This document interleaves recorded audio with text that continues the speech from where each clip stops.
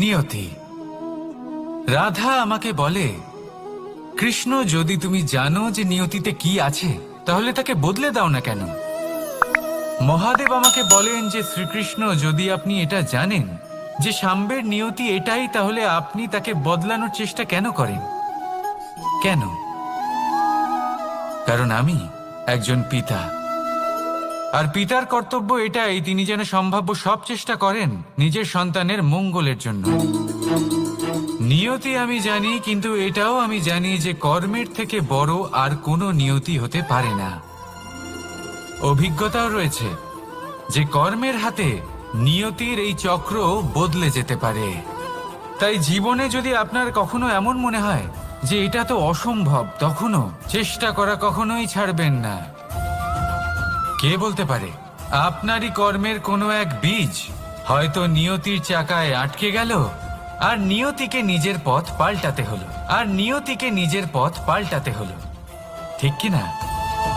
সেই জন্য নিয়তিকে নিজের পথ পাল্টাতে হলো, ঠিক কি না?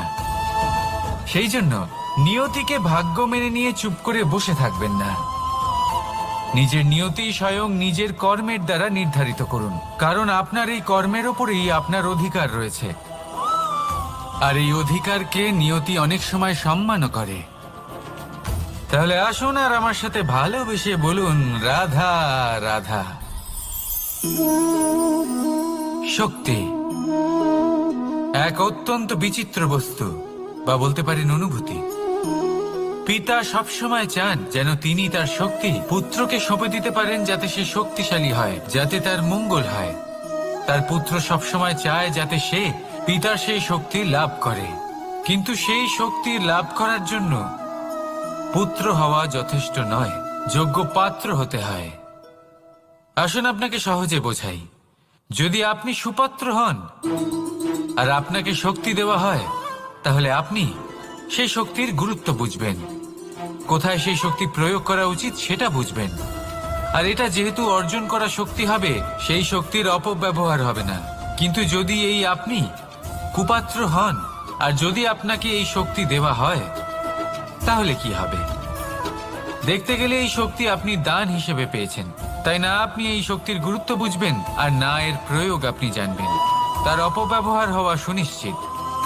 তাই যদি আপনি কোনো শক্তি অর্জন করতে চান, তাহলে আগে তার যোগ্য হয়ে উঠুন। পুত্র নয়, পাত্র হয়ে উঠুন। আর আমার সাথে ভালোবেসে বলুন, রাধা রাধা।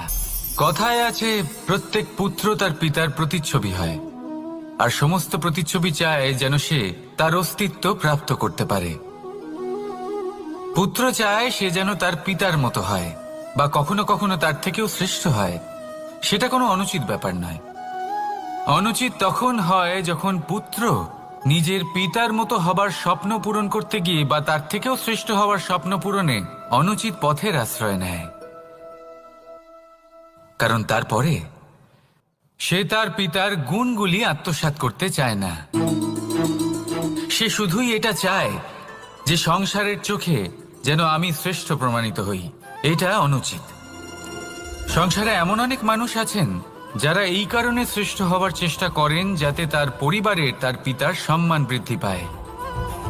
এমনও মানুষ থাকেন, আর এটাই হলো পার্থক্য উদ্দেশ্যের। মনে রাখবেন, যদি আপনার উদ্দেশ্য শুভ হয় তাহলে পথও শুভ হবে, যদি আপনার উদ্দেশ্য অশুভ হয় তাহলে পথও অশুভ হবে। তাহলে নিজের পিতার মতো হবার চেষ্টা অবশ্যই করুন, তার থেকেও শ্রেষ্ঠ হওয়ার চেষ্টা অবশ্যই করুন, কিন্তু মনে রাখবেন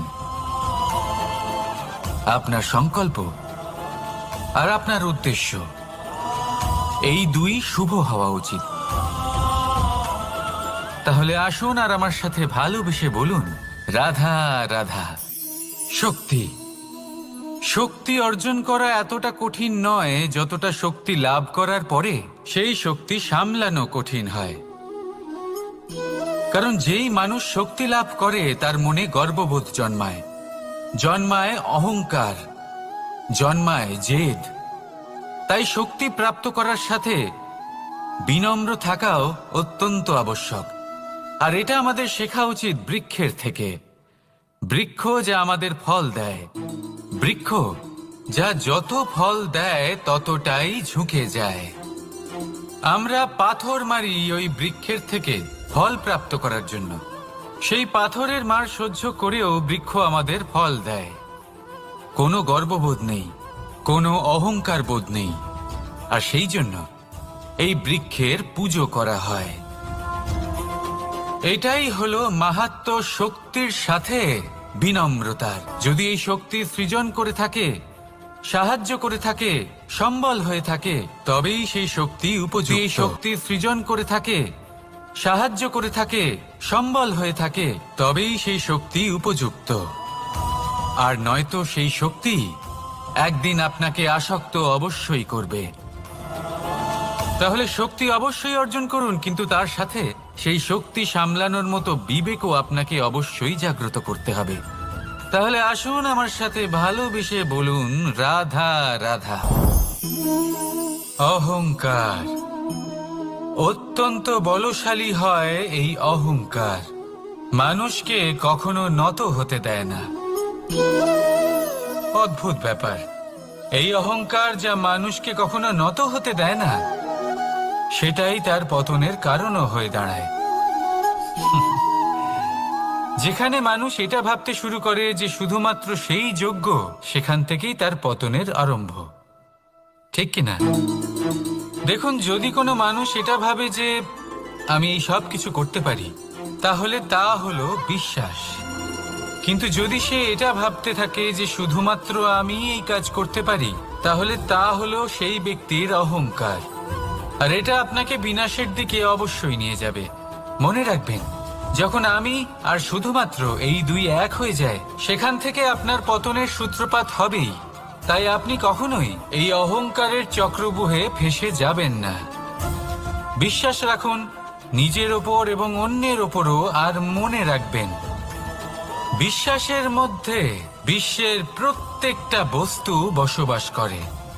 তাই এই অহংকারকে ত্যাগ করে ফেলুন আর আত্মবিশ্বাসের ওপর মনোসংযোগ করুন। আর আমার সাথে ভালোবেসে বলুন, রাধা রাধা। মানুষ নিজের জীবনে ঈশ্বরকে খুব মান্য করে, ওনার জন্য কি না করে। ভিন্ন ভিন্ন নামে তাকে স্মরণ করে, তাকে পুজো করে, তার আরাধনা করে। সে জানে যে ঈশ্বর তাকে শক্তি অবশ্যই দেবেন, তাকে সাহায্য অবশ্যই করবেন। কিন্তু যখন প্রশ্ন আসে গুরু এবং ঈশ্বরের, তখন গুরুর মান কখনো কম হওয়া উচিত নয়। কারণ সত্যি বলতে কি, গুরুই হলেন সেই সিঁড়ি যা বেয়ে আপনি ঈশ্বরের কাছে পৌঁছানোর পথ খুঁজে পাবেন। সেই পথ আপনি গুরুর থেকেই পাবেন।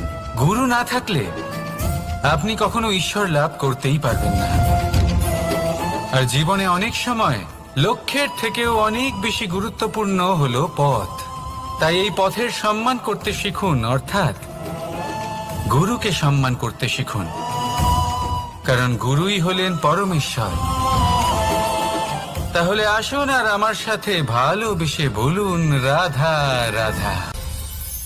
আপনার জীবনে আপনার প্রকৃত বন্ধু আসলে কে? আপনার সব থেকে শ্রেষ্ঠ মিত্র আসলে কে? তিনি যিনি সময় এলে পরে আপনাকে সাহায্য করেন, নাকি তিনি যিনি সময় এলে পরে আপনাকে অর্থ দেন? দেখুন, আমরা হলাম মানুষ, আমাদের জীবনে লেনদেন চলতেই থাকে। এটা আমাদের জীবনের অভিন্ন অংশ। কিন্তু অনেক সময় এমন হয় যে আমরা তাকেই নিজের প্রকৃত বন্ধু বলে মনে করি, যিনি আমাদের একটা বহুমূল্য উপহার দেন। ঠিক কিনা? এবার আপনার জীবনে সেই বহুমূল্য উপহার কোনটা, ওই অমূল্য মিত্র আসলে কে, সেই সিদ্ধান্ত হলো আপনার। কিন্তু যদি আপনি আমাকে জিজ্ঞেস করেন, তাহলে আমার মতে স্বর্ণ, হিরে, মুক্ত, ধন এগুলো বহুমূল্য নয়। বহুমূল্য হলো সঙ্গ, যখন আপনি একা হয়ে যাবেন, সময়, যখন আপনার তাকে প্রয়োজন হবে, সমর্পণ, যখন আপনার বিশ্বাসের প্রয়োজন পড়বে। যে মানুষ আপনার প্রতি এই 3 গুণ প্রদর্শন করেন, যিনি আপনার কঠিন সময়ে আপনাকে অবশ্যই সঙ্গ দেবেন, যখন আপনার প্রয়োজন পড়বে আপনাকে অবশ্যই সময় দেবেন, আপনার প্রতি সম্পূর্ণ সমর্পিত থাকবেন, সেই হলো আপনার আসল মিত্র, সেই হলো আপনার প্রকৃত বন্ধু। কারণ সত্যি বললে বন্ধুত্বের অর্থই হলো নিজেকে সম্পূর্ণরূপে কারোর কাছে সমর্পণ করে দেওয়া। তাই আপনার সেই বন্ধুর জন্য নিজের প্রাণ উজাড় করে দিন আর ভালোবেসে বলুন, রাধা রাধা। মানুষ জীবনে 3টে কাজ অবশ্যই করে থাকে, কিছু দান করে, কিছু গ্রহণ করে, আর কিছু ত্যাগ করে দেয়। এটাও ভাবতে থাকে যে এটা করলে কিভাবে করবে। দেবার জন্য পর্যাপ্ত ধন নেই, নেবার জন্য সংসারে অত স্নেহ নেই, আর ত্যাগ করার জন্য জীবনে এত সুখই নেই, তাহলে কিভাবে করবে? আসলে আমরা বস্তুগত চাহিদা অর্জনে এত ব্যস্ত হয়ে পড়ি যে আমরা বুঝতেই পারি না যে কি নেবার আছে, কি দেবার আছে, আর কি ত্যাগ করার আছে। তাহলে আজ আমি আপনাকে বলেই দিই, মনে রাখবেন এই 3টে গুরুত্বপূর্ণ গুণ, 3টে গুরুত্বপূর্ণ কথা।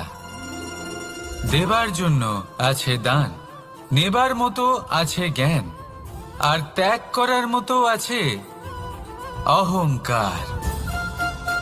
যখন আপনি দান করতে শিখে যাবেন, জ্ঞান অর্জন করার শক্তি আপনা থেকেই আপনার মধ্যে চলে আসবে। আর যখন এই জ্ঞান আপনার মধ্যে প্রবেশ করবে, অহংকার আপনা থেকেই আপনার থেকে দূরে চলে যাবে। যে ব্যক্তি এই 3-এর মধ্যে ভারসাম্য বজায় রাখতে পারে, তার বর্তমান, ভূত, ভবিষ্যৎ, লোক, পরলোক সবকিছু শুধরে যায়। যেই দিন শিখে যাবেন, জ্ঞান আহরণ করতে শিখে যাবেন, অভিমান ত্যাগ করতে শিখে যাবেন, আপনার সর্বশক্তিশালী, সর্বশক্তিমান, আপনি দান করতে শিখে যাবেন, জ্ঞান আহরণ করতে শিখে যাবেন, অভিমান ত্যাগ করতে শিখে যাবেন, আপনার সর্বশক্তিশালী, সর্বশক্তিমান পরমেশ্বরেরও প্রয়োজন পড়বে না। কারণ তখন ঈশ্বর আপনার মধ্যেই বাস করবেন। তাহলে আসুন আর আমার সাথে ভালোবেসে বলুন, রাধা রাধা। জীবনে অনেক সময় সমস্যা আমাদের চারদিক থেকে ঘিরে ফেলে। এই সমস্যা নানান ধরনের হতে পারে। আর্থিক সমস্যা হতে পারে, পারিবারিক সমস্যা হতে পারে, কোনো সম্পর্ক নিয়ে সমস্যা হতে পারে, কখনো কোনো দৈনিক সমস্যা হতে পারে, কখনো কোনো দ্বন্দ্ব হতে পারে, অনেক সমস্যা হতে পারে। কিন্তু যখনই কোনো সমস্যা আসে, আমাদের মনে তার জন্য একটা উত্তর অবশ্যই থেকে থাকে, যা আমাদের অন্তরে রয়েছে। একে আমরা বলি আত্মা। আত্মা হলো পরমাত্মারই রূপ, আর পরমাত্মা তা কখনোই কিছু অনুচিত চাইবে না, তাই তো? এই আত্মা খুব ভালো করে জানে যে কোনটা উচিত আর কোনটা অনুচিত। যদি আসল বিষয়ের কথা বলি, তাহলে আপনাকে নিজের মনকে বুঝতে হবে। কারণ আত্মা তো পরমাত্মা থেকেই আসে, কিন্তু এই মন মানুষ জন্ম থেকেই প্রাপ্ত করে, যার বিকাশ হয় এই সংসারকে দেখে। যেদিন আপনার এই মন আর আপনার এই আত্মা, এই দুই এক হয়ে যাবে, আত্মসাৎ হয়ে যাবে, সেদিন আপনার জীবনে না কোনো সমস্যা থাকবে, না কোনো ঝঞ্ঝাট থাকবে, না কোনো সংকট থাকবে। কারণ আপনার কাছে সেই সমস্ত সমস্যার, সমস্ত বিপদের সমাধান থাকবে, আর তাও আপনারই অন্তরে। তাহলে আসুন আর আমার সাথে ভালোবেসে বলুন, রাধা রাধা। ভক্তি আর শক্তি, এই দুইয়ের মধ্যে সম্পর্ক অত্যন্ত সরল। মানুষ ভক্তি করেন যাতে তিনি শক্তি লাভ করতে পারেন, আর শক্তি লাভ করার পরে ভক্তিভাব ভুলে যান, আর শক্তির প্রতি আসক্তিতে মত্ত হয়ে যান, আর সেখান থেকেই তার বিনাশ শুরু হয়। কেন? কারণ ভক্তির দ্বারা প্রাপ্ত শক্তি অন্য কারোর হিতের জন্য ব্যবহার করতে হয়, অন্য কারোর মঙ্গল করার জন্য ব্যবহার করতে হয়, কারোর বিনাশের জন্য নয়। এবার যদি আমি আপনাদের একটা উদাহরণ দিয়ে বোঝাই, তাহলে কোদাল দিয়ে আমরা মাটি কোপাতে পারি, একটা গর্ত খুঁড়তে পারি, যাতে একটা নতুন বৃক্ষ জন্ম নিতে পারে। একটা বৃক্ষ যা অন্য জীবকে ফল প্রদান করবে, যাত্রীদের ছায়া প্রদান করবে, কিন্তু এই কোদালের ব্যবহার যদি আমরা অন্য কারোর ক্ষতি করার জন্য করি, তাহলে ক্ষতি শুধুমাত্র আমাদেরই হবে। তাই জীবনে যদি আপনি কোনো শক্তি লাভ করেন, হয়তো ভক্তির দ্বারা বা অন্য যেখান থেকেই হোক, তার সদ্ব্যবহার করতে শিখুন, নয়তো এই প্রাপ্ত শক্তি আপনার পতনের কারণ হয়ে দাঁড়াবে। তাহলে আসুন আমার সাথে ভালোবেসে বলুন, রাধা রাধা। বরদান অত্যন্ত বিচিত্র এক বিষয়, কিন্তু দেখতে গেলে এই বরদান কি না করতে পারে। এক দরিদ্রকে রাজা বানিয়ে দিতে পারে, একজন দুর্বলকে এই সংসারের সব থেকে শক্তিশালী ব্যক্তি বানিয়ে দিতে পারে। কিন্তু আমরা ভুলে যাই এক অত্যন্ত গুরুত্বপূর্ণ কথা। বরদান এই শব্দের শেষে দান লুকিয়ে রয়েছে। এই দান কথাটা অত্যন্ত গুরুত্বপূর্ণ। আমাদের মনে রাখা উচিত এই বরদান আমরা দানে পেয়েছি, আর তাই তার সম্মান করা উচিত, কখনোই অহংকার করা নয়। আর যে ব্যক্তি বরদান পেয়ে অহংকার করেন, তার যা ক্ষতি হয় তা হলো এই বরদান তার থেকে কেড়ে নেওয়া হয়। বর অর্থাৎ শ্রেষ্ঠ, অর্থাৎ বরদানের অর্থ হলো একটা শ্রেষ্ঠ দান, এবং তার ব্যবহার যদি আপনি কারোর ক্ষতি করার জন্য করেন, তাহলে ক্ষতি শুধুই আপনার হবে।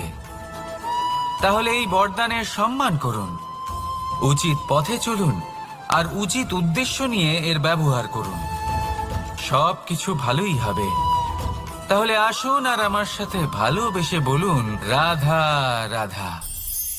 পিতা আর পুত্রের সম্পর্ক অত্যন্ত মধুর হয়ে থাকে। পিতা স্বপ্ন দেখেন, তাকে পূর্ণ করার সকল সম্ভাব্য চেষ্টা করেন, কিন্তু তাও অনেক সময় ওনার স্বপ্ন অপূর্ণ থেকে যায়। তখন পিতা ভাবেন যে স্বপ্ন উনি পূর্ণ করতে পারেননি, ওনার সন্তান তা অবশ্যই পূরণ করবে। যে স্থানে উনি কখনো পৌঁছতে পারেননি, সেই স্থানে ওনার পুত্র অবশ্যই পৌঁছবে। পিতা নিজের সন্তানের ভবিষ্যৎ নিয়ে সেই স্বপ্ন দেখেন, আর যখন সেই সন্তান সামনে এগোতে থাকে, তখন তার দুঃখ হয় না, বরং গর্ব হয়। ওনার ভালো লাগে এটা দেখে যে ওনার সন্তান অনেক উন্নতি করছে। কিন্তু যখন সন্তান নিজের অভিভাবকের শক্তি দেখে, তার যশ দেখে হিংসা করতে থাকে, সমস্যা সেইখানেই শুরু হয়। সেই জন্য সকল সন্তানকে এটা মনে রাখতে হবে, দেখুন, পুত্র হবার সুবাদে, এক সন্তান হবার সুবাদে এটা হলো আপনার অধিকার যে আপনি আপনার পিতার থেকে বেশি উন্নতি করবেন। আপনার পিতাও এটাই চান, কিন্তু সুস্থভাবে এটা করুন। একটা রেখা টেনে নিন, যাতে আপনি তাতে এগোতে পারেন, আর আপনার পিতার তাতে গর্ববোধ হয়, আর সেই বিষয়ে দুঃখ না হয় যে আমার সন্তান আমাকেই ছোট করার চেষ্টা করছে। ইতিহাস সাক্ষী রয়েছে, যে মানুষ অন্য কাউকে ছোট করার চেষ্টা করেছেন, সেই মানুষই ছোট হয়ে গেছেন। আর আমার মনে হয় না আপনি এটা চান, কারণ কোনো একদিন আপনিও কারোর পিতা হবেন। আসুন আমার সাথে ভালোবেসে বলুন, রাধা রাধা।